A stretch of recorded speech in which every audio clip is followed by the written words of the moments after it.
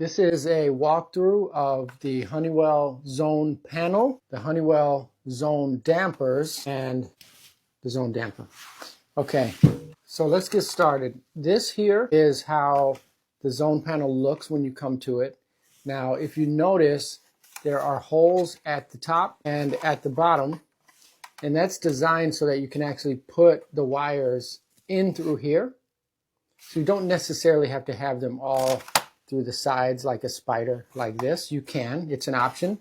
There's something back here like that, but those are also options. So the wires can actually be hidden really well if they come in through the top or bottom. Next, inside of the panel here, there is a tech support phone number always on the bottom there, and they're very good when it comes to tech support. So you can call there and ask whatever questions you have. Be ready when you call to have that zone number there, right? And obviously, if you're calling, you should know what type of unit you have. Don't call if you don't know what type of unit you have. Okay, so let's take a look here. Now, the way this works is, if you can see, there is two thermostats and two zones. So this here says zone 1 damper, which is usually downstairs, and then there's a thing that says thermostat. So this thermostat controls this damper. And then we have a zone 2 damper and a thermostat. So this thermostat is controlling that damper, and this thermostat is controlling that damper. Down here, we have the ambient temperature sensor. So that goes in here and then goes into the duct according to the instructions. Right here is the power. Now I want to talk about this. This is very important. This is where you put a separate transformer. Every zone panel should have a separate transformer, and that transformer should be at least 40 VA. Now we'll get to the dampers in a second, but each one of these dampers pulls 7 VA. So if you have a 40 VA transformer, each one of these is 7 VA. So you can have a good number of these on the dedicated transformer. Now this is the one thing, well, two things that people typically miss on these. You see on this typical one, this has a W1 and a W2. So if you have a single stage unit, this is just a 2 heat, 1 cool unit. What you'd have to do on the W and U2 on the thermostat sides, you would put a jumper. So you need a jumper on W1 and W2 on the thermostat side, and then you need a jumper on W1 and W2 on the equipment side in order for that aux heat to work properly on this zone panel. If you have the base model one, it doesn't have a W1 and a W2. Those are just created strictly for a 2 heat, 1 cool, so there's no configuration. But if you're using this one here that looks like this, you'll have to jump those. Now, one thing that's very important is when you have a dedicated transformer, because you have to have one for this, you're going to obviously wire it here on R and C, but the thermostats actually need to be wired to the dedicated transformer, not the unit transformer. I'll say that again. So you have, let's say, a heat pump right there. You wire it up, you take R from the unit transformer, and you run it to the thermostat, right? And then you take C, and you run that to the thermostat, right?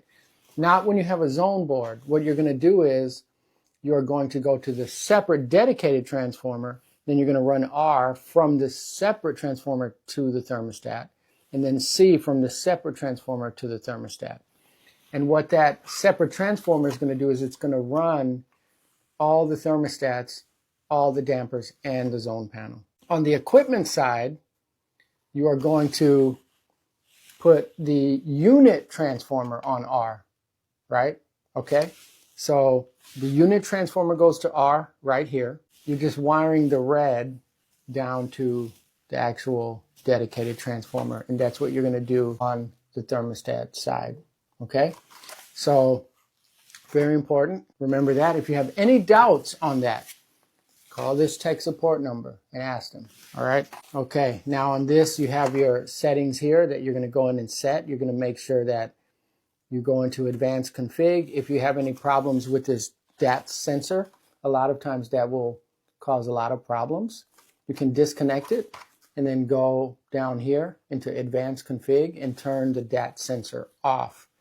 But a lot of times you go to a service call and you'll find that they don't have these settings right. So these settings, if you have a 2 heat, 1 cool heat pump, it needs to be set that way. If you have a conventional gas furnace, it has to be set unconventional. Okay? All right, I think we covered most things on here. Let's go to the actual dampers. Let's go to the actual dampers. Okay, this is a Honeywell zone damper. Now these dampers are open. They're powered closed, so they're naturally springing open.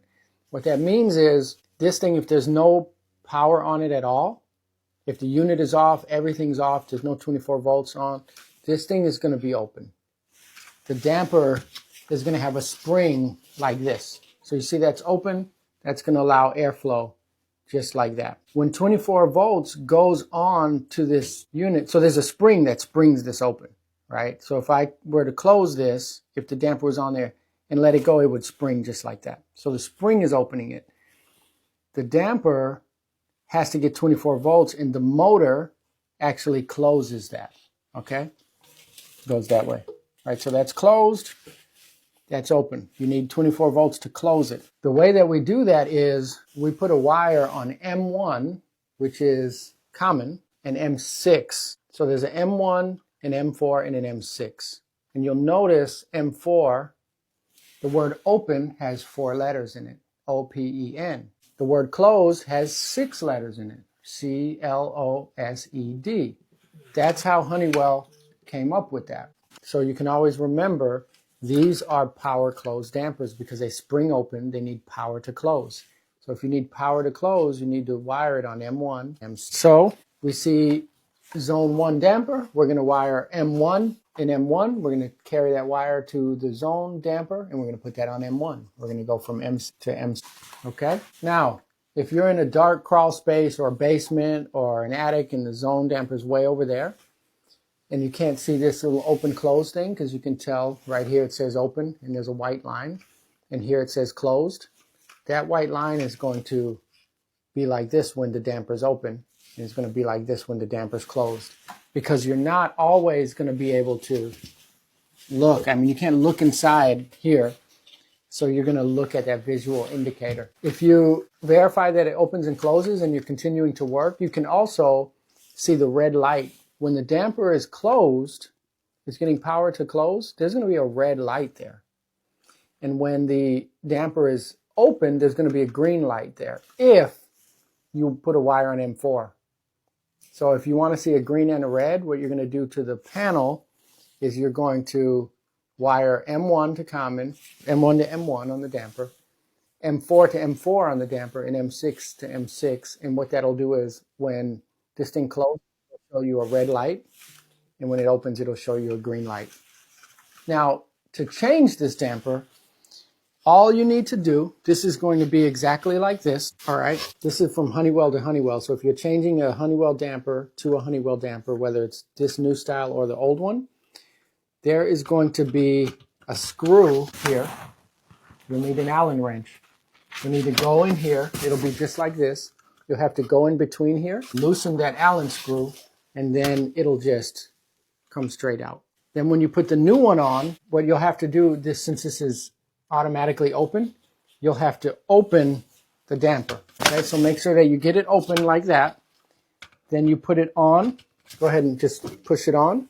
Get that thing in the right position, and then go ahead and tighten your screw. That way, it'll be open like this, and when it gets power, the damper will close it. Easy.